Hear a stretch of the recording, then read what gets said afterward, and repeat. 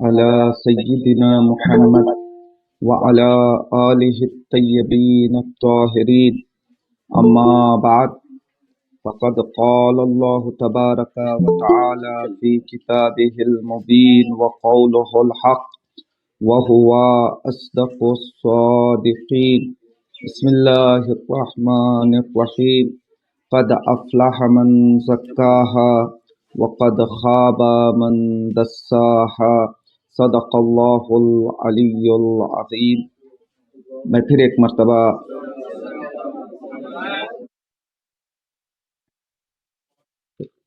ایک مرتبہ شکریہ ادا کرنا چاہوں گا حوض علمی امام حسن عسکری علیہ السلام کے تمام ذمہ داران کا کہ جنہوں نے پھر ایک مرتبہ مجھے یہ موقع فراہم فرمایا کہ میں آپ حضرات کے درمیان میں آ سکوں اور کچھ اخلاقی معلومات آپ تک پہنچانے کی کوشش کروں۔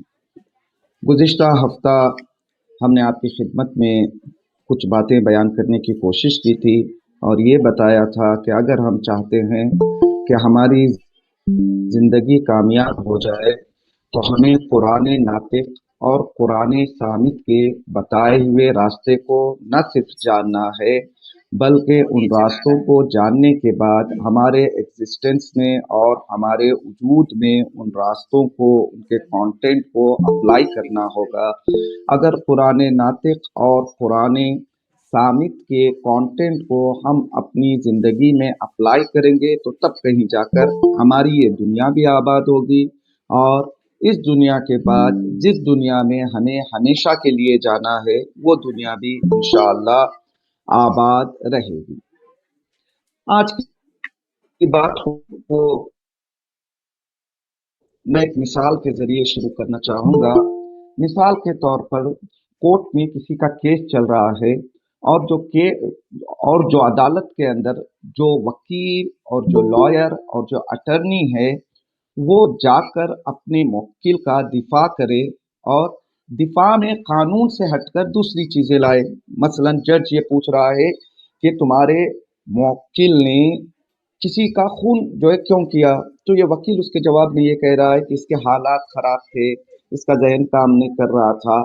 تو جج اس وکیل سے یہ کہے گا کہ کورٹ کے اندر باہر کی باتیں بیان کرنے کی اجازت نہیں ہے، بلکہ جو قانون نامہ، جو قانون کی کتاب تمہارے حوالے کی گئی ہے اس کو کھولو، اگر اس کے کسی تبصرے میں، اس کتاب کے کسی بند میں کوئی بات لکھی ہوئی ہے تو تمہیں صرف اس بات کی اجازت ہے کہ جو بات بھی تم عدالت کے اندر پیش کرو وہ اس کتاب سے باہر والی بات نہیں ہونی چاہیے، کیونکہ عدالت میں جو جج بیٹھا ہوا ہے اگر اس جج کے سامنے ہم باہر کی دلیلیں لا کر پیش کریں گے تو وہ جج باہر کی دلیلوں کو نہیں مانے گا، بلکہ بولا جائے گا تمہارے حوالے کتاب جو دی گئی ہے، جو قانون کی کتاب ہے، اگر تمہاری باتیں قانون کی کتاب کی دائرے میں ہیں تو پھر ہم ان باتوں کو قبول کریں گے۔ بالکل اسی طرح سے انسان اپنی زندگی میں کبھی کبھی اعمال بجا لاتا ہے، گرچہ اس کے اعمال قرآن و سنت کے خلاف ہوتے ہیں، لیکن وہ بہانے کے طور پر اپنی زندگی کے حالات کو بیان کرتا ہے۔ مثال کے طور پر کہتا ہے میں مجبور تھا، مجھے سمجھ میں نہیں آیا، میرے حالات ہی کچھ ایسے تھے کہ میں یہ غلط کام کیے بغیر نہیں رہ سکا۔ نہیں، قیامت کے دن خداوند عالم جو ہمارا محاکمہ کرے گا، جو ہم لوگوں کو خداوند عالم کی بارگاہ میں جانا ہے تو وہاں باہر کی باتیں خدا قبول نہیں کرے گا، بلکہ خداوند عالم ہم سے یہ کہے گا کہ ہم نے تمہارے لیے دو حجتیں، دو دلیلیں دی تھی، یہ قرآن صامت ہے، یہ قرآن ناطق ہے۔ اگر جو بھی عمل تم نے دنیا میں جانے کے بعد تم نے کسی بھی عمل کو انجام دیا ہے، اگر وہ تمہارا عمل ہماری قانون کی کتاب جو کہ قرآن ناطق اور قرآن صامت ہے ان سے ٹیلی کرے گا، ان کے موافق ہوگا، تبھی جا کر آپ کو وہاں عذاب نہیں دیا جائے گا۔ خدا نہ خواستہ ہمارا عمل قرآن ناطق اور قرآن صامت کے مخالف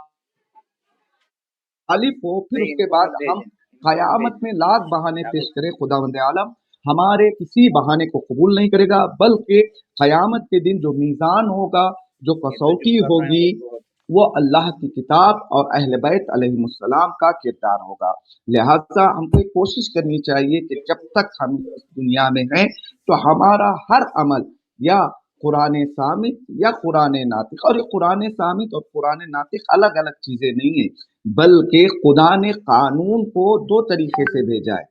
اسی قانون کو لکھ کر بھیجا جسے ہم قرآن کہتے ہیں، اور اسی قانون کو کچھ مقدس ہستیوں میں سمو دیا ہے۔ وہی قرآن کی آیتیں اہل بیت علیہم السلام کے وجود میں نظر آتی ہیں۔ لہٰذا اگر ہمارا عمل قرآن صامت اور قرآن ناطق کے مطابق ہے تو تب کہیں جا کر ہماری دنیا بھی آباد ہوگی اور ہماری آخرت بھی آباد ہوگی۔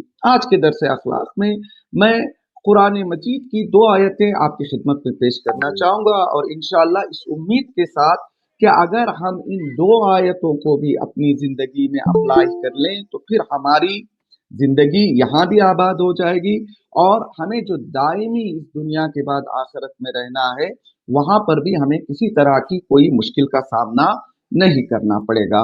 میں اس سے پہلے کہ ان دو آیتوں کو آپ کی خدمت میں پیش کروں، میں چاہتا ہوں کہ پھر ایک چھوٹا سا مقدمہ اور ایک چھوٹے سے انٹروڈکشن کا سہارا لیں۔ دیکھیے، دنیا میں آپ نے دیکھا ہوگا ایک گیم ہوتا ہے جسے باؤلنگ گیم کہا جاتا ہے، جس میں ایک گیند آپ کے ہاتھ میں ہوتا ہے، کچھ دوری پر کچھ مہرے رکھے ہوئے ہیں، آپ کو گیند تیزی سے پھینکنا ہے اور یہ گیند جو ہے تیزی سے جائے گا، اور آپ کی کوشش یہ ہوتی ہے کہ کچھ فاصلے پر جو مہرے رکھے ہوئے ہیں ان تمام مہروں کو آپ گرا دیں۔ آپ نے دیکھا ہوگا اس گیم کو جسے باؤلنگ گیم کہا جاتا ہے۔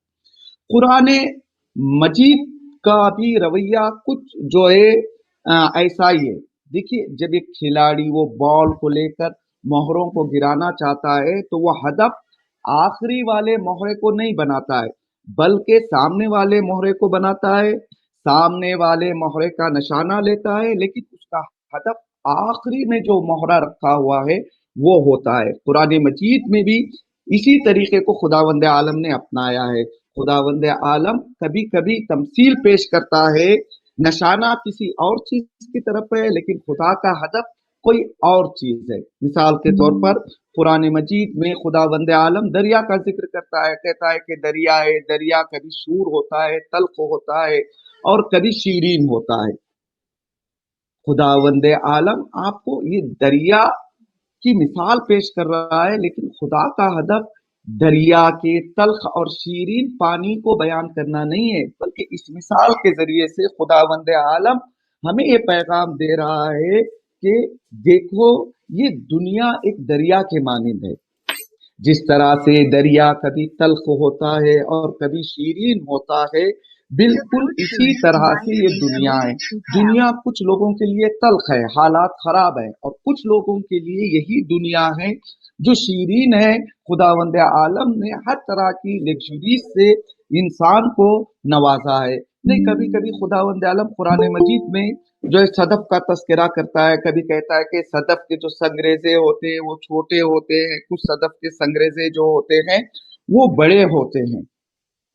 یہاں بھی اللہ مثال دے رہا ہے صدف کی، لیکن اللہ کا مقصد انسان ہے کہ انسان سنگریزے کی مانند ہے۔ اگر انسان چاہتا ہے کہ وہ کامیابی کے مراحل طے کرے تو انسان کو چاہیے کہ وہ اپنے آپ کو ایک صدف کے حوالے کرے۔ یہاں پر ایک سوال جو ہے پیدا ہوتا ہے، وہ سوال یہ ہے کہ دیکھیے خدا تو کہہ رہا ہے کہ دنیا دریا کے مانند ہے۔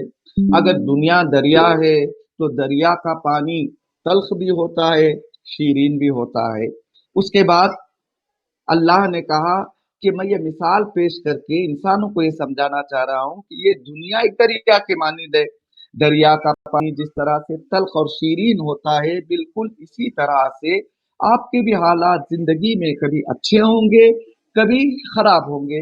یہاں پر ذہن میں یہ سوال پیدا ہوتا ہے کہ خدا کہہ رہا ہے کہ ہر حالت میں تمہیں کامیابی تک پہنچنا ہے، جس کے حالات اچھے ہیں اسے بھی کامیابی تک پہنچنا ہے، جس کے حالات خراب ہیں اسے بھی کامیابی تک پہنچنا ہے۔ تو ذہن میں یہ سوال پیدا ہوتا ہے کہ جن کے حالات اچھے ہیں وہ اچھے حالات کا سہارا لے کر کامیابی تک بڑی آسانی سے پہنچ جائیں گے، لیکن جن حضرات کے حالات خراب ہیں وہ خراب حالات میں کس طرح سے اپنے آپ کو کامیابی تک پہنچا سکتے ہیں۔ یہاں پر علماء کہتے ہیں برعکس جن لوگوں کے حالات دنیا میں اچھے ہیں ان کا کامیابی تک پہنچنا بہت سخت ہے، لیکن وہ حضرات کی جن کے حالات بہت خراب ہیں انہی خراب حالات کو سہارا بنا کر وہ بڑی آسانی سے کامیابی تک پہنچ سکتے ہیں۔ پہلی آیت کریمہ جسے میں آپ کی خدمت میں پیش کرنا چاہتا ہوں وہ یہ ہے کہ سورہ مجادلہ ورس نمبر 7، سورہ مجادلہ کی آیت نمبر 7 میں خدا وند عالم ایک فارمولا دے رہا ہے، اگر اس فارمولے کو ہم اپنی زندگی میں جاری کریں گے تو ہماری یہ دنیا بھی کامیاب ہو جائے گی اور ہماری آخرت بھی کامیاب ہو جائے گی۔ وہ فارمولا کیا ہے جو خدا وند عالم سورہ مجادلہ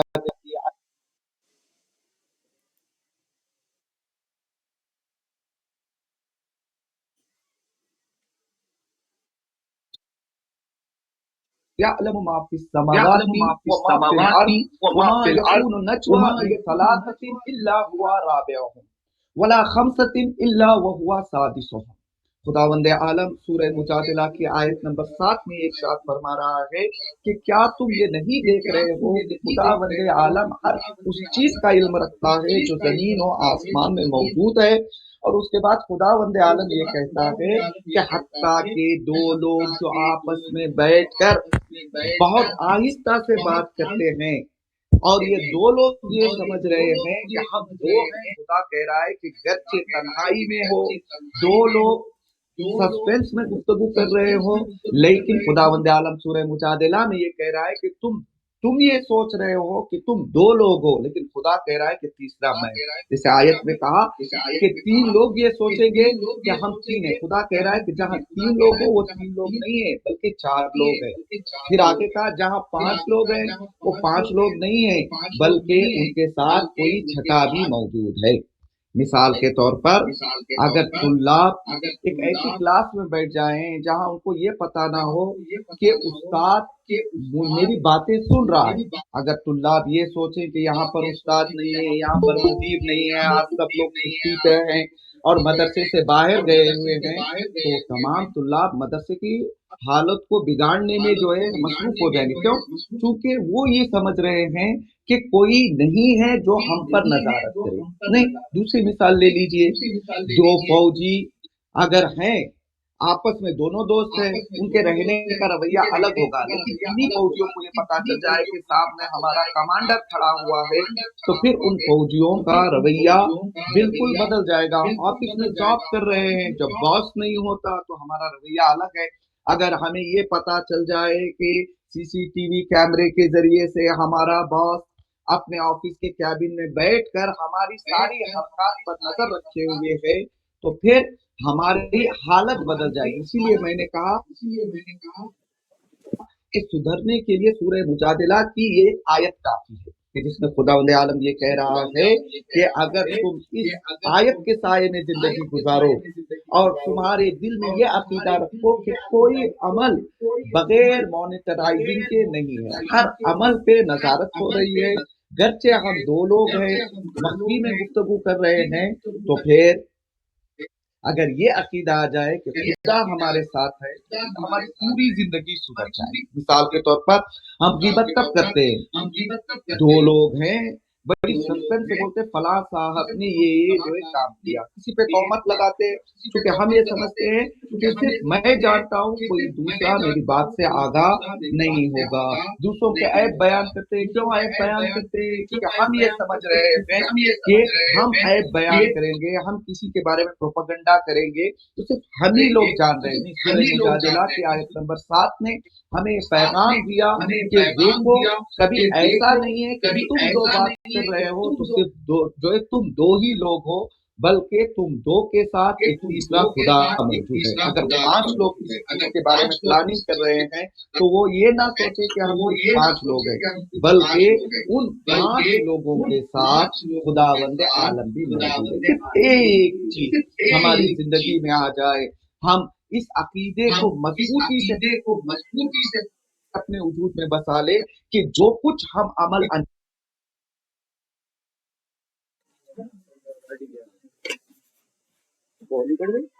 नेट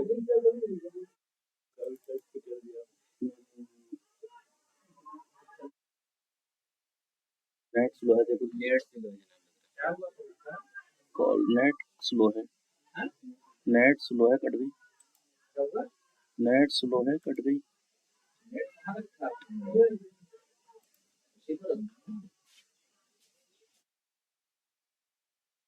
पहले तो इसे हमारी मिसाल भी ऐसे ही है। खुदावंद आलम ने एक बहुत शॉर्ट जिंदगी हमको दी है। कहा है कि जो बोना है इस दुनिया में बोलो। दुनिया बोने की जगह है, फल को हासिल करने की जगह नहीं है। दुनिया में हमें इसलिए भेजा गया है ताकि हम दुनिया में बीज को बोए और ये फसल तैयार मिलेगी हमें आखिरत में। खुदा ना खास्ता हमने इस जिंदगी में नेक अमाल के बीजों को ना बोया हो तो फिर आखिरत में हमारे पास पछताने ऑप्शन बाकी नहीं रहेगा। जिस तरह से सूरह हदीद में तज़किरा मिलता है कि क़यामत के दिन दो लोग आमने सामने होंगे। एक वो ग्रोह होगा कि जिन्होंने यहाँ नेक अमाल के जरिए अच्छी फसलों के बीजों को बोया था, लिहाजा अब वो उसके फल को आखिरत में हासिल करेंगे। और दूसरे साइड में वो लोग होंगे जिन्होंने दुनिया में उन्हें चांस मिलने के बावजूद भी उन्होंने नेक आमाल के बीज को बोया नहीं, बल्कि बजाय इसके कि नेक आमाल के सीड्स को बोकर जाते उन्होंने उल्टा कांटे उगाए थे।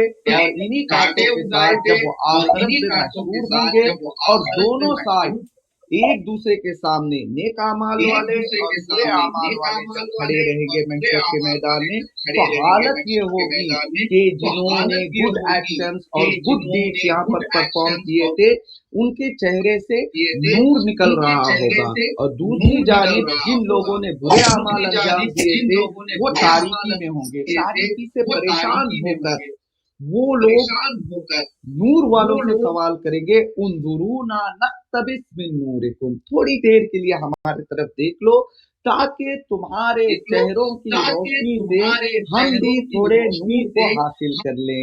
तो वो नूर वाले इन्हें जवाब देंगे, कहेंगे कीलर जाओ वराअकुम फल्तमिसू नूरहा, अगर नूर चाहते हो तो ये वो जगह नहीं है, ये जगह फल खाने की जगह है।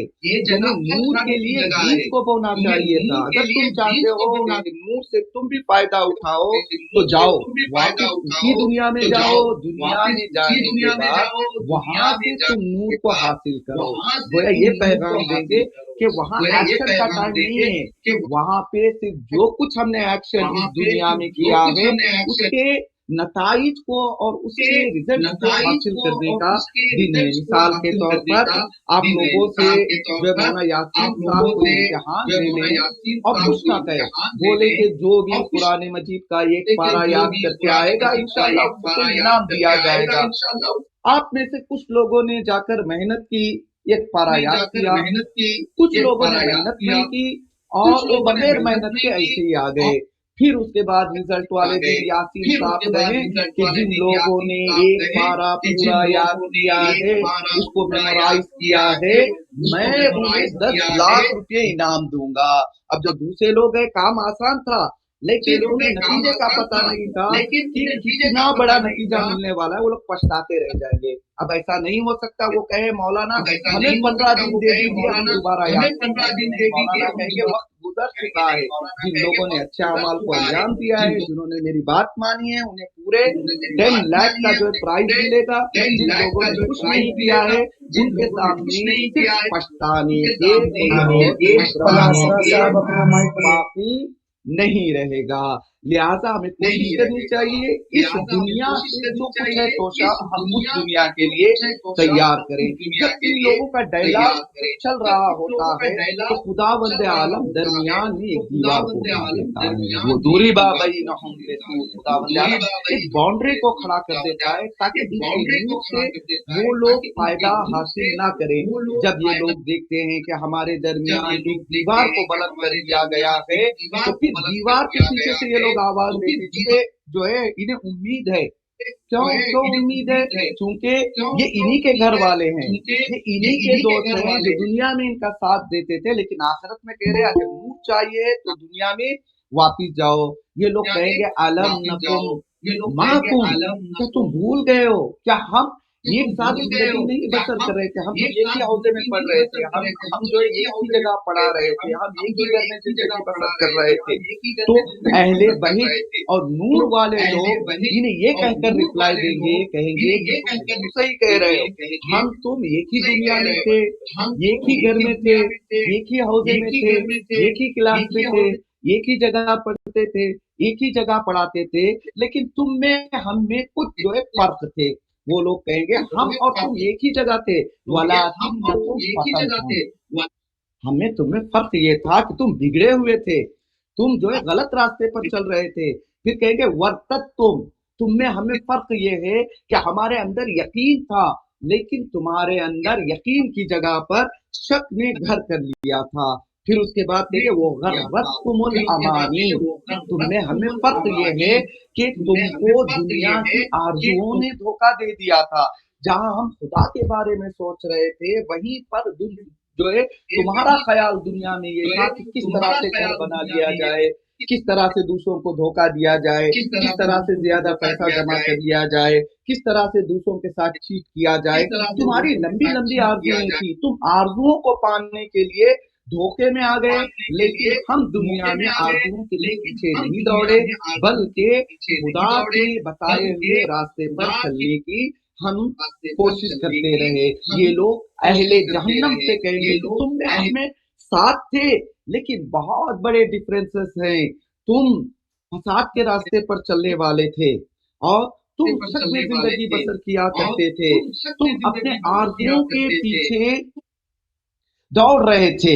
हत्ता जा अमरुल्लाह, यहाँ तक कि अल्लाह का अमरान पहुंचा, यानी हमें जो मोहलत दी गई थी वो मोहलत तमाम हुई और मौत का वक्त आ गया। जब मौत का वक्त आ गया तो हालत ये थी कि हम तो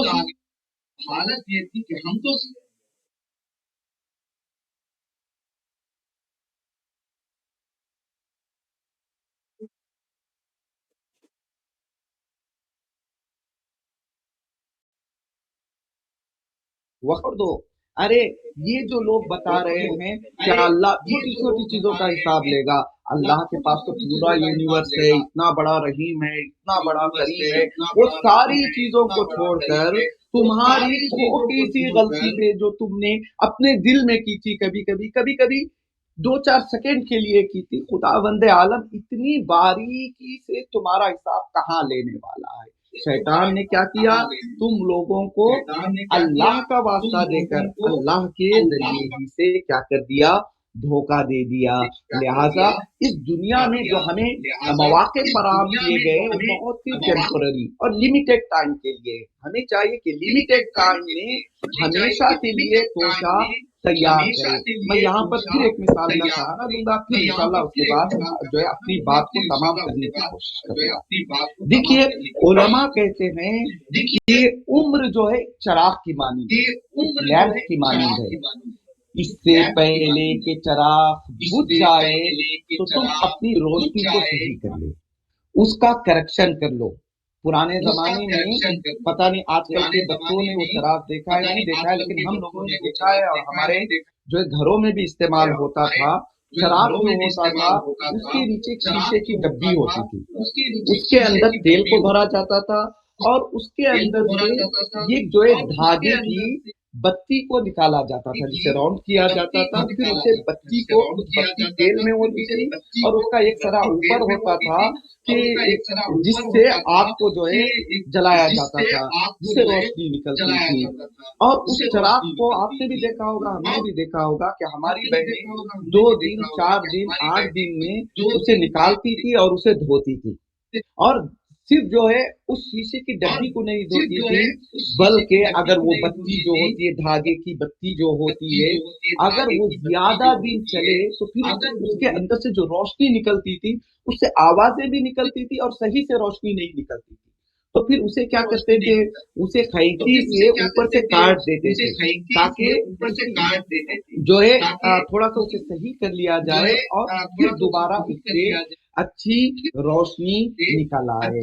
हमारी जिंदगी भी चराग की मानिंद है और इस चराग को इस्लाह करने की अशद जरूरत है। मिसाल के तौर पर कभी कभी उस डब्बी के अंदर तेल की जगह कुछ ऐसा तेल डाल दिया जाए जिसमें तेल भी हो पानी भी हो तो फिर चराग सही से निकलेगा। हमारी जिंदगी भी चराग की मानिंद है। कभी कभी क्या होता है, हमारे दिल में खुदा भी है दुनिया भी है। जब खुदा और दुनिया दोनों को साथ लेकर हम आगे बढ़ेंगे तो हमारी मिसाल भी उसी चराग के लौ और रोशनी की मानिंद होगी जो जल तो रहा है लेकिन सही से नहीं जल रहा है। कभी कभी अगर हमने जिंदगी को गलत गुजारा है तो कोशिश ये करनी चाहिए कि किसी तरह से जिंदगी को सही कर लें। कभी कभी जैसा कि मैंने कहा उस चराग के अंदर अगर पानी और तेल मिक्स हो जाए तो फिर रोशनी सही नहीं निकलती। हमें सोचना चाहिए कि कहीं ऐसा तो नहीं है कि जिंदगी में हलाल और हराम दोनों इतना मिक्स हो गए हैं, फिर जबान के हम चाह रहे हैं कि रोशनी निकले लेकिन जिस तरह की रोशनी निकलनी चाहिए उस तरह की रोशनी हमारी रोशनी से नहीं निकल रही है। लिहाजा जिस तरह से अगर एक सालिम चराग की रोशनी हासिल करने के लिए हमें तेल और पानी को जुदा करना पड़ेगा। एक मरतबा सारे तेल को खाली से अच्छे से पाक करना पड़ेगा, फिर उसके बाद खालिश तेल डालेंगे तब चराग की रोशनी अच्छी होगी। बिल्कुल इसी तरह से हमें हलाल और हराम की जिंदगी से बाहर निकलना पड़ेगा, फिर एक मर्तबा हमारी पूरी जिंदगी का अकाउंट करना पड़ेगा। अगर हम हलाल की जिंदगी में दाखिल हो जाएं तो तब कहीं जाकर हमारे वजूद की जो रोशनी निकलेगी वो रोशनी सही और सालिम रोशनी होगी। मैं खुदावंद आलम की बारगाह में दुआ करता हूँ कि खुदावंद आलम मुझे, आपको और तमाम मोमिनीन और मोमिनात को ये तौफीक अता फरमाए कि हम सब हमारी जिंदगियों को आयात कुरानी के बताए हुए रास्ते पर गुजारने की कोशिश करें ताकि इस टेम्पोररी दुनिया से हमेशा रहने वाली दुनिया के लिए कुछ अच्छा तोहफा, कुछ अच्छे ज़ादिरा लेकर वहां पर जाए ताकि हमारा शुमार भी जो है जन्नत के उन लोगों में हो जाए कि जो मुत्तकीन पर बैठे हुए खुदा की नेमत से इस्तेफादा करते रहेंगे और उनके आसपास बहशती गुलाम उनकी खिदमत करते रहेंगे। वस्सलामु अलैकुम व रहमतुल्लाहि व बरकातहू। माशाअल्लाह, जज़ाकल्लाह, जज़ाकल्लाह।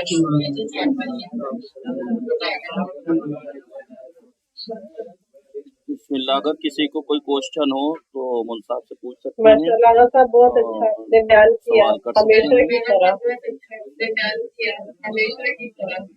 बहुत अच्छी तरह से समझा। कोई सवाल हो तो आप लोग कर सकते हैं मौलाना से। बताना, एक मेरा सवाल है, ये जो आपने अभी बोला है कि वहाँ पे कहे कि आप भी हमारे साथ वहाँ पढ़ते थे और ये जो आपने अभी गुफ्तगू की है उस बारे में समझ गए। मुझे ये बताइए वो सिर्फ एक अलामती तौर पे होगा कि वहाँ गुफ्तगू हो, वाकई इंसान उस दुनिया में कर रहे थे गुफ्तगू इसी तरह से होगी?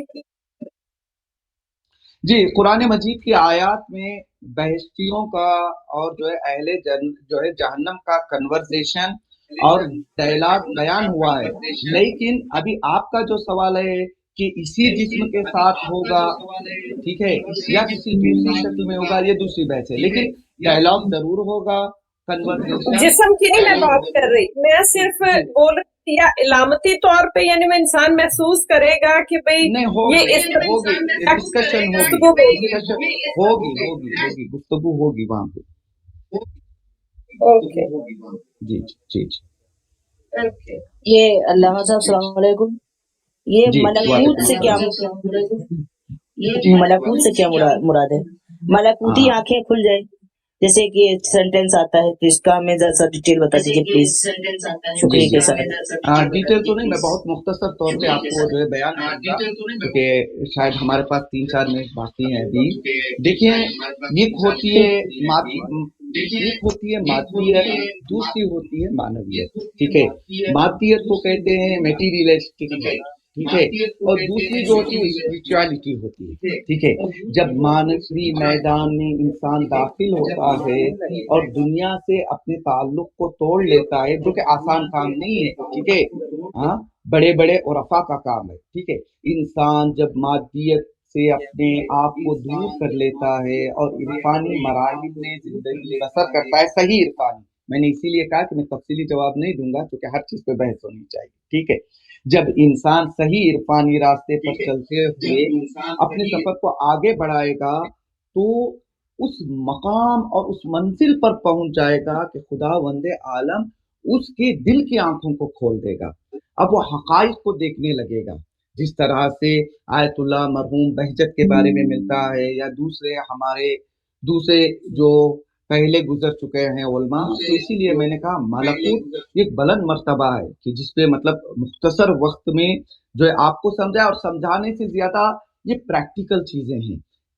मुख्तसर ये कि आलम मानवियत में इंसान अपनी तमरीन और रियाजत के जरिए और सालों की मेहनत के बाद और सही रास्ते पर चलते हुए, चूंकि बहुत सारे लोग दावा करते हैं लेकिन उनका रास्ता सही नहीं होता है। ठीक है, सही रास्ते पर चलते हुए इंसान उस मकाम पे पहुंच जाता है कि अब उसके आंखों के सामने वो हकाइक खुलने लगते हैं जो आम आंखें उन चीजों को नहीं देख पाती। उस मकाम पर जब इंसान पहुंच जाता है कि जो चीजें वो मुशाहिदा करता है उसको आलम मलकूत है। इस शॉर्ट मैंने इसका जो है जवाब देने की कोशिश की है। मुझे